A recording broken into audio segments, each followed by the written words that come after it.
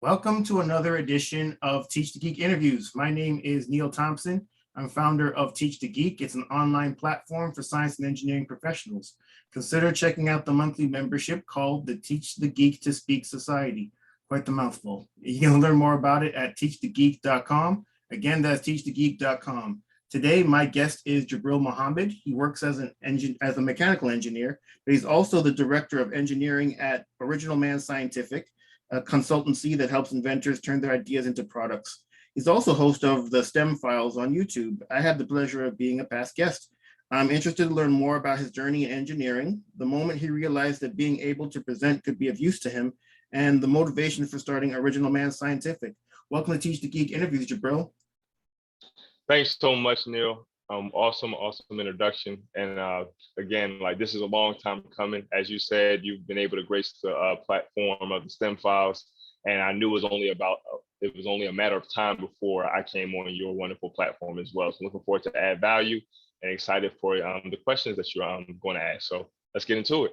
Wonderful. So I mentioned that you work as a mechanical engineer, but you actually got a degree in material science and engineering in school. What was the motivation to get that degree? So I would have to take it back to the beginning. So I always tell people, I kind of joke with them when they ask me, when were you first interested in science, first interested in STEM? And I have to tell people that it kind of started from when I popped out. You know, I feel like ever since I came out of the womb, I've had a proclivity or inclination towards science, technology, engineering, mathematics. I used to want to be everything from like a Power Ranger or Flash detective to finally get into meteorology, and at that point it was, having my mom drive around town in Mount Airy in Philadelphia, looking at uprooted trees. I did a program at NBC 10. And then I went, my real interest in engineering kind of came about going to George Washington Carver High School of Engineering and Science. I was like, hey, what is this thing called engineering? And when I found that out, it was like, okay, this is a math and science sandwich. Why doesn't everyone do this? I quickly realized it's difficult. It's not for the faint of heart. It takes time. It takes, the sharpening of your skill set to be able to really do something of value in the engineering field.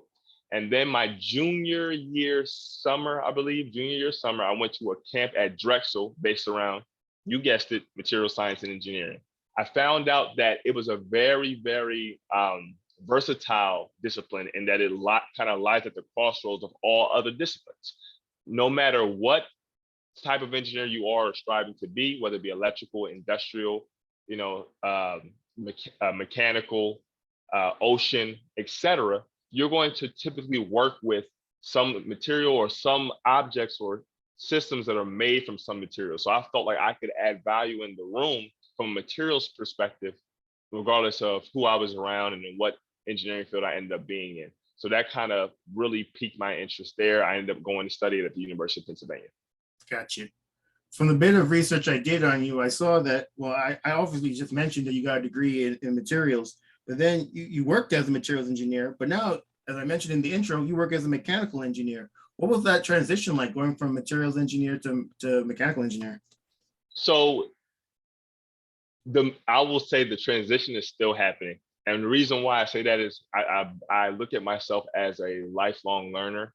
And as I didn't go to school for mechanical engineering, doing things where it came to complex systems, pumps, fluids, a lot of on-the-job training was required for me to really kind of make up for some lost time in that regard. But, what I understood is engineering at its core is critical thinking and problem solving, also asking the proper questions to people when you don't know. A lot of times, obviously there's core disciplines, if you talk about fluid mechanics, statics, dynamics, that I may not have taken. However, at a certain point, I needed to be able to be proficient enough in what the job was asking me to do to be able to work as a mechanical engineer. So I worked, with different subject matter experts or co-workers that have been working in this particular group for some time. I have access to different documents, manuals, et cetera, to kind of go over the system that I work on. And it's really been, a process of practice, organization, and continued sharpening of my saw, if you will, to be able to deliver high quality products and services as it pertains to what I do on a day-to-day. Gotcha. So Was that change from materials engineer to mechanical engineer something that you pursued, or was that something the company asked you to do? So it was kind of a combination. So when I was working previously, still labeled as a materials engineer, I was in a group where although the pay was good and I was getting a lot of experience, I didn't feel like it was the most nurturing environment.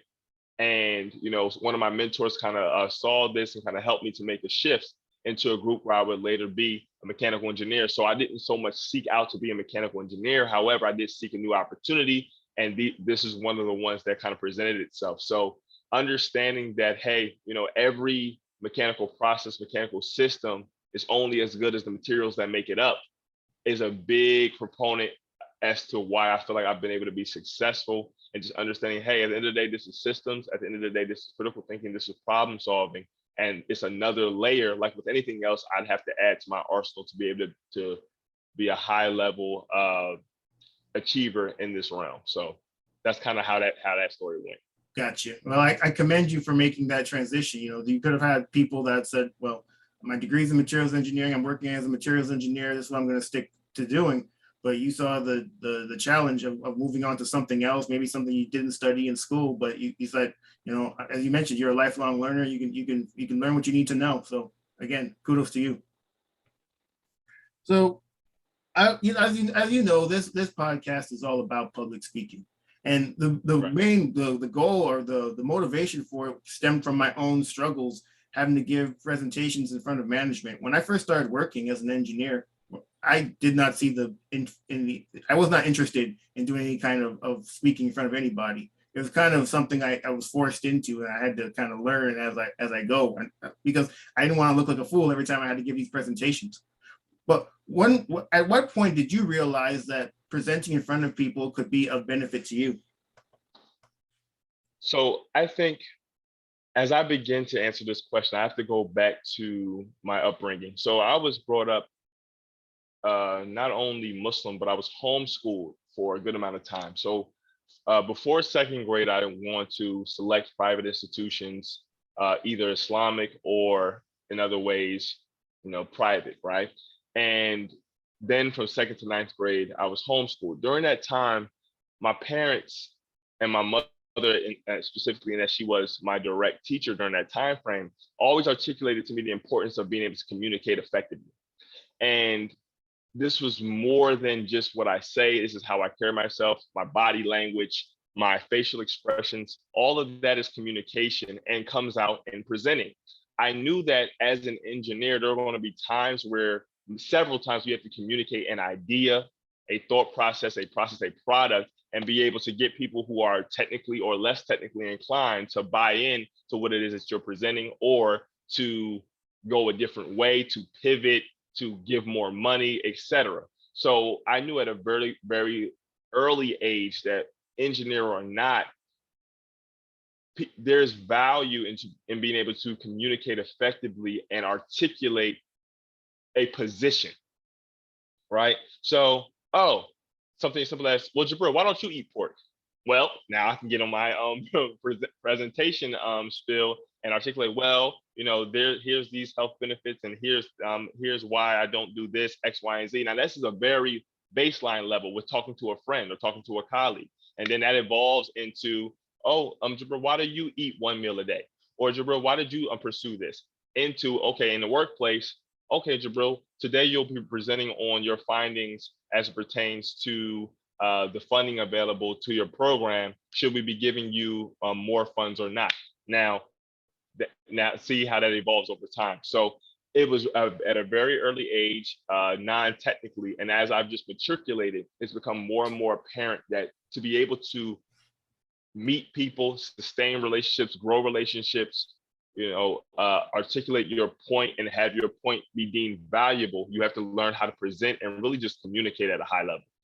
Wow. Well, again, kudos to you for realizing that early on. It was as I mentioned, it was only until I was forced in that position that I realized, okay, I need to get better at this. I'm answering questions after my presentation that I thought I had answered during the presentation, but because I didn't put my presentation in such a way that the audience could understand now I'm answering these questions. I wasted my time, I wasted their time. It's just been a waste of time altogether. So again, I mean, you figured that out early on. So I'm sure that has boded very well for you.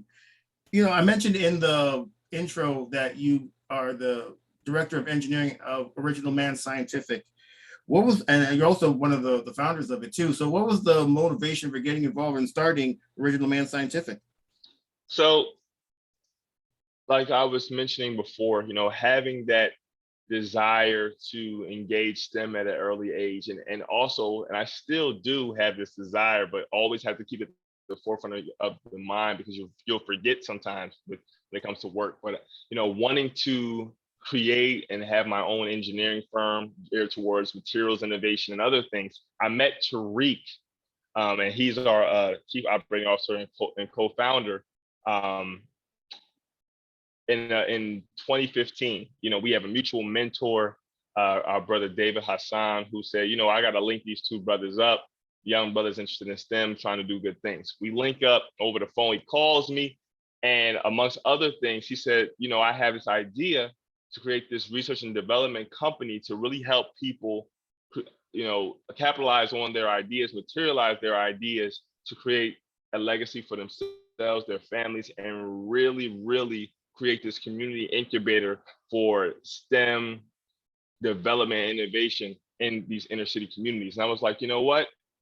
That sounds awesome and similar to what I was thinking about in terms of an engineering firm, but even better. So from then on, we just kept on working, kind of bumping our heads early on, trying to split things between what we're doing specifically on that R&D aspect, and then what we're doing with our podcast, the STEM Files, to try to promote certain things, as well as highlight the community of, people Black in STEM as well.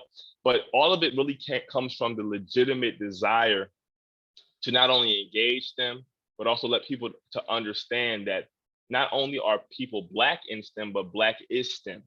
Black has been STEM, and a lot of what you see in today's society comes from civilizations that predate you today. So yeah, I know there's a going adage, like the further you go back, the Blacker things get. So that was one of the motivations behind doing this, and also letting people understand, whether it's inner city communities or other marginalized groups, a lot of times, particularly for Black people, what is put in front of you in terms of success is not necessarily STEM, right? You have the entertainment industry, you have athletes, you have rappers, entertainers, or what have you. But now, more recently, with certain things like the Avengers, Black Panther, or other things, now it's sexy, it's cool, to be a geek. And I say that proudly. I've always thought of myself as a nerd, a geek, or whatever. I like anime, all these types of things. But to show that, hey, you have an idea, you don't have to listen to the person who's never been where you're trying to go to say you can't do this. Oh, Black people don't do that. Or, you don't have the resources, but you can look at somewhere that has the interest, your best interest at heart, the resources, and the desire to help bring that idea to maturity. So that's really the thought process on why we wanted to do this, and what continues to drive us to try to improve.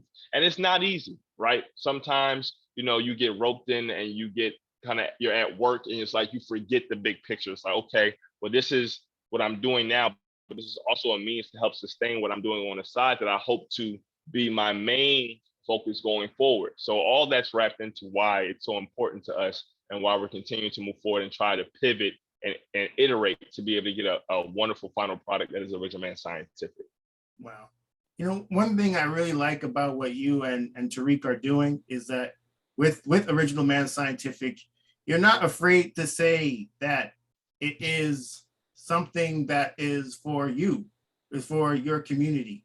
I think a lot of times when Black people do things, they're worried about, I guess, offending others. So they might start off thinking or desiring to do something that's for their community, but because they have this worry of offending others, they make it so that it's more, I guess, for everybody, as opposed to something that is for them. And there's nothing wrong with developing something that's for you, because there's other groups do it, and it's not a problem. It's just, I don't know, it's like a mental block that a lot of us Black people have in developing something that's benefiting us Right, you're making us the priority. So something so right. that's why I really like what you're doing. You and Tariq are doing with Original Land Scientific. I support it 100%. And can I speak to something really quickly on that, Neil? Of course. You know, it's funny because what you mentioned in terms of other communities doing it, other communities think of themselves first, but the rest of the world still benefits. Like, I still go to Chinatown on occasion and purchase things, eat food, or what have you. However, Chinatown has a very clear purpose in mind to advance that community. So Original Man Scientific, look, all your dollars, if you're using dollars, right, are green. So in terms of business and servicing you, yeah, I have a priority where I want to make sure I'm servicing my people. However, I'm not turning you away if you're not Black and you have an idea, because that's not how I operate. And the same thing with the STEM files. Now the STEM files is different in the sense that our goal is to make sure that we're putting Black faces on the screen to have you connect to them, have them increase their following, and then if we can just encourage or inspire one Black young boy, one Black girl, or even a young professional to do what it is that they desire to do, whether it be in STEM or not, it's successful. So it's always my people first, but everything content-wise, everything product-wise, service-wise can be a benefit to anybody, Black, white, green, or whatever, right? But there's nothing wrong with having a priority. And if you truly understand, like I said, other communities do the same thing, but are able to service other people as well. So absolutely, and unapologetic about that. Absolutely, man. What you're doing, you're not really recreating the wheel in that sense. I mean, as I mentioned, other communities do it. Just right. We can do it too. It's not. It shouldn't be that big of an issue. And something that you just mentioned that I'm a big fan of is when it comes to Black people in STEM. I'm a big fan of exposing people to options and then having them make whatever decision they want to make. I don't want more Black people in STEM just because Blacks are underrepresented in STEM. I want them, if you're going to go into STEM, you need to be interested in it and you need to be willing to do the work. That's the reason you go into anything. And that's regardless of gender, sexual orientation, race, anything. It's just, but I think the prevailing message I hear out there a lot is Blacks are underrepresented in STEM. We need more Blacks in STEM. I think it's a horrible idea to tell Black people go into STEM because you're underrepresented. You go into something because you're interested and you want to do the work. I completely agree. And I think that what we sometimes do in thinking that we're helping, if left unchecked, could hurt. It's like, diversity, equity, inclusion, right? We throw these terms around. Just having more different skin colors or tones in seats at a certain table in a certain entity isn't necessarily fulfilling the purpose. That is a start. And that is a very superficial start if that's the end goal, right?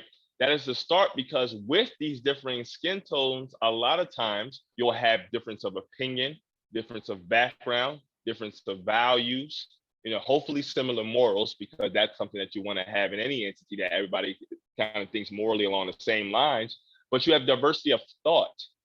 And what you're really trying to bring to STEM or any other entity, any other industry, is diversity of thought, which can be brought about by diversity in terms of ethnicity. So when I talk to people on a panel, we're talking about getting more Black people in STEM, we're underrepresented. Yes, we're definitely underrepresented, right? And what I talk about is when you want to create and you want to be a producer in society, STEM is where that starts. If you don't have a thorough understanding and mastery over mathematics, over science, technology, engineering, you will always be slave to one who does. And that's the overarching message for me. That's why you get into STEM and you at least look at it as an option, because it allows you a level of control of your own life, your surroundings, in a very tangible way. Absolutely. I agree 100%. Well, you know, I mentioned also in the intro, and you also mentioned earlier in our conversation, the STEM files. So when it comes to Yes. people watching the STEM files, what do you hope people get out of watching those videos? Ooh, I love, it's funny, that question's never been asked in that way. It's funny. So when you watch STEM Files, the voice of STEM talent in Black culture, where we highlight the best and brightest in science, technology, engineering, mathematics, what I pray that you get is first and foremost a widening of your network, right? So whether it be with us, myself and Tariq as the host, and hopefully our guest, who will be in a number of different fields, whether it be entrepreneurship, industry, government, and any number of STEM fields associated with that. So we always share contact information. We encourage you to connect with them, ask them follow-up questions, ask them general questions about their own journey, right? Connect with the resources. The second thing we hope that you get is the thorough understanding that, hey, there are those who look like me, of a same age, the same drive, who are doing great things. So I really have no excuse to engage my personal unique process to get over the hump and meet and overcome all obstacles in my path, right? Another thing we hope you to get out of it is that you legitimately enjoy it. We throw around a lot of, banter back and forth, in addition to high level understanding of that respective person's discipline and what they may do for work. So enjoy the show, share it with others, and be able to really have it add value to you in your evening. And just lastly but not least, we pray you learn something, right? So if you didn't know anything about batteries, if you didn't know anything about farming or agriculture, if you didn't know anything about mechanical engineering, biomedical sciences, you've gone away with something that you can take note of and then conduct your own research. So now you may say to yourself, this is really interesting. I might want to go into this myself, or I might want to expose my child or my friend or my nephew to a workshop that engages this. This is what my husband is always talking about, or this is what my wife is always talking about at her job. Now I understand it a little bit better. So those are the things, if you think about it, what in a very well-rounded manner, that we pray that you get from the STEM Files platform. Yeah, I agree 100%. I mean, the idea of just seeing people on, with the people that you interview, and perhaps that's for the people that are watching, that's not something they even knew about, whatever that guest does. So now you see somebody that does, and you think, oh yeah, that sounds interesting. We look more into that. I think that's a great takeaway for people looking at watching the videos. Absolutely. So when it comes to presenting in front of others, Jabril, do you have a process for putting your presentations together? And if so, what is it? So that's a great question. When it comes to, so I've presented more informally and I've done formally, so I'll talk more formal. First off, I want to make sure I have a clear understanding of what my end goal is. Okay, so if I'm presenting on a project that I've worked on for work, it's like, okay, is it a very general, like baseline understanding, or is it a specific success or shift in that process? How much does my audience know about this? Are they co-workers? Have they worked on this with me? Do they have any level of technical acumen or understanding at all? Or are they just laymen on the street, right? Having that understanding, I get to go to work. I start to, have a general introduction, right? Things to be discussed. And then I go slide by slide, or, whether I'm doing slides or just moment by moment, kind of breaking it down into smaller, digestible chunks. And one of the things that I do is, in addition to making sure that I have the right content, I also make sure I try to work on transitions, right? So here we have this, now segueing into this, which will add to my previous slide in this way, something like that. So logical transitions to go from slide to slide, making sure I don't have too many things on my slides, or it's too busy, and making sure that I have a thorough understanding of what is on each slide, so I'm not necessarily having to lean too much on that. I'm watching my body language, right?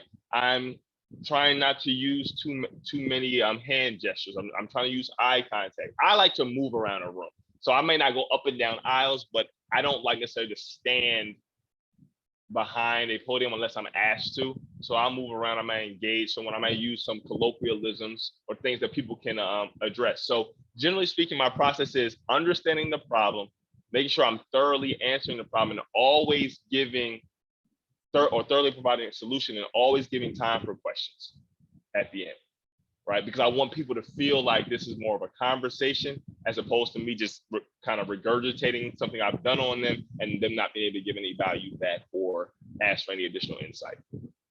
Yeah, something you said really sparked, I guess, something in me, I suppose. And what has to do with the slides. You absolutely are right. You don't want busy slides because that could take attention away from what you're saying. People are just looking at the slides, especially if you got a whole lot of text on the slides. People will just read and then they won't listen to what you have to say. So I'm a big proponent of non-busy slides, just like you are. When it comes to presenting in front of people, do you ever get nervous? And if so, how do you deal with your nerves? So yes, every time. And it's more, I don't know, it's more of an anxious feeling. And sometimes my nerves are from, if I know that like, hey, maybe I could have prepared more for this, I may have more nerves. If I know that I've thoroughly prepared and I'm ready, I'm excited to get started. So I may come on a little hot. So I may be speaking really quickly. I may kind of be overexcited, kind of blasting through the presentation a little bit, have to slow myself down. So what I do is I try to remember, okay, the goal of this presentation is for me to clearly communicate a message or idea. And as much as I'm ready to go or raring to go or excited, I cannot let my excitement override my ability to clearly communicate these points. Because if I do, this is more of a performance and less of an educational opportunity, right? So I have to remember the presentation is not about me. The presentation is about who's here to consume it. So I keep that in mind. I say a prayer beforehand, like, as a spiritual person, religious person, I always say a prayer and always remember who my source of strength is, and that helps me to settle my nerves and understand that whatever happens at the end of the day is all part of God's plan. And as long as I do my best to prepare and work like it's all on me, but pray like it's all on him, that's kind of how I operate. And that's worked out, for me, especially when I know I've done all I can to prepare. Excellent. This has been a great conversation, Jabril. Thank you again for being a guest. How can people get in touch with you? Oh, absolutely. So in terms of getting in touch for OMS endeavors, you have an invention idea, you can go to Jabril, that's JAB as in Bravo, RIL at omansci.com. That's at OMANSCI.com. Again, Jabril at omansci.com to get in touch with me for company reasons. If you want to follow me on social media, I'm on Instagram at Jabrilliant_engineer. That's JABRILLIANT_engineer. No threes for E's or anything. On Instagram, Jabril Muhammad on Facebook. And lastly, Jabrilliant on Twitter. So at JABRILLIANCE on Twitter. And that's really the basics. Oh, and lastly but not least, website. If you want to get in touch with and see more of what Original Man Scientific is doing, you can go to www.sciencebyOMS.com. That's www.sciencebyOMS.com. So, yeah, I know that was a bit of a mouthful. I hope everyone's able to get all that. And yeah, man, this has been an awesome opportunity, Neil. Like you run a tight ship. I definitely have learned a few things I want to talk to Rick about to employ on the STEM files too. Wonderful. Well, everybody, that marks the end of another edition of Teach the Geek interviews. My name is Neil Thompson, founder of Teach the Geek. It's an online platform for science and engineering professionals. Consider checking out the Teach the Geek to Speak Society. It's a monthly membership geared towards offering tech professionals or STEM professionals ongoing support in their public speaking journey. And you can learn more about that at teachthegeek.com. Again, that's teachthegeek.com. Until next time, take care and stay safe. Thanks, Jabril.